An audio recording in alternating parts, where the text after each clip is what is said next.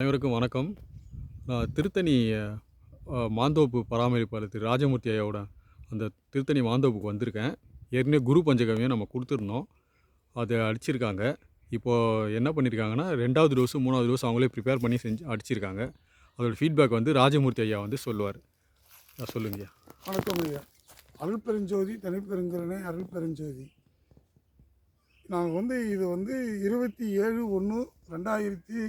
27/1/2026 2வது டோஸ் அடித்தோம். அது கற்றாழை கடுக்கா. அது அடித்தவுடனே பூ கொஞ்சம் கம்மியாக பூச்சி ஓரளவு கண்ட்ரோல் வந்தது. 3வதாக 17/2/26 3வது டோஸு கற்றாழை எருக்கன் கலந்து ஐயா வழிகாட்டுதலின் பேரில் ஐயா கூறிய அளவினுடைய பின்பற்றி மருந்து தயார் செய்து தெளித்தோம். இப்பொழுது பஞ்சகாவியாக தெளித்தோம். ஆனால் இப்பொழுது எந்த வருஷமும் இல்லாத அளவுக்கு பூ அதிகமாக எடுத்திருக்கு.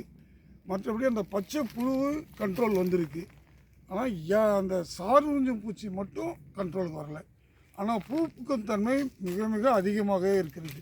கொம்புலேயே பூவெலாம் கூட வந்திருக்கு. நீங்களே பார்க்கலாம். மரத்தில் இலை இல்லாத இடத்துல கூட பூ வந்திருக்கு. புழுப்பும் அந்த மாதிரி நல்லா வந்திருக்கு. மரம் நல்லா இருக்குங்க. அந்த சாரஞ்சம் பூச்சிக்கு மட்டும் முழுமையாக கண்ட்ரோல் வந்தால் இதுக்கு மிஞ்சின மருந்தே கிடையாது. வணக்கம் ஐயா.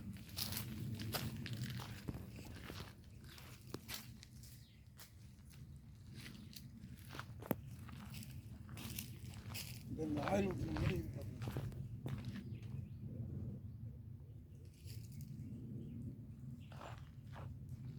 ஆயில் ஊற்றுற மாதிரி இருக்கு. அதாவது போன வருஷத்துக்கு இந்த வருஷத்துக்கு உங்களுக்கு வித்தியாசம் ஏதாவது தெரியுதுங்களா? போன வருஷம் இந்த வருஷம் பூ அதிகமாக எடுத்திருக்கு. இன்னும் ஒரு 15 நாள் கழித்து பார்த்தீங்கன்னா எந்த அளவுக்கு பிஞ்சு அதிகமாக இருக்குதுன்னு சொல்லிடலாம். ஆனால் அதிகமாக இருக்கிறதுக்கான வாய்ப்பு இருக்குது. அதாவது 3வது டோஸ் அடித்ததுக்கப்புறம் 3வது டோஸ் அடித்ததுக்கப்புறம் பூ அதிகமாக வந்திருக்கு. இதே நம்ம முதல் டோஸ் அடிச்சிருந்தா நமக்கு இன்னும் நல்லா தெரிஞ்சிருக்கும்.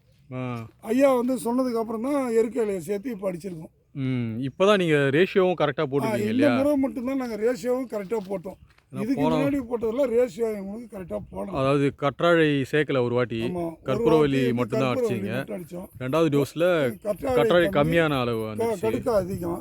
3வது அடிச்சது தான் எல்லாமே கரெக்டாக இருக்குது. சரிங்க.